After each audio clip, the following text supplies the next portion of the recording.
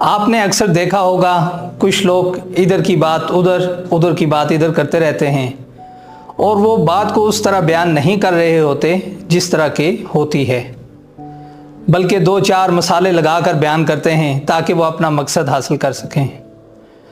कुछ लोग किसी की खुशामद के लिए ये कर रहे होते हैं या अपने नंबर बढ़ाने के लिए, मगर उनका मकसूद दूसरों को रुस्वा करना होता है।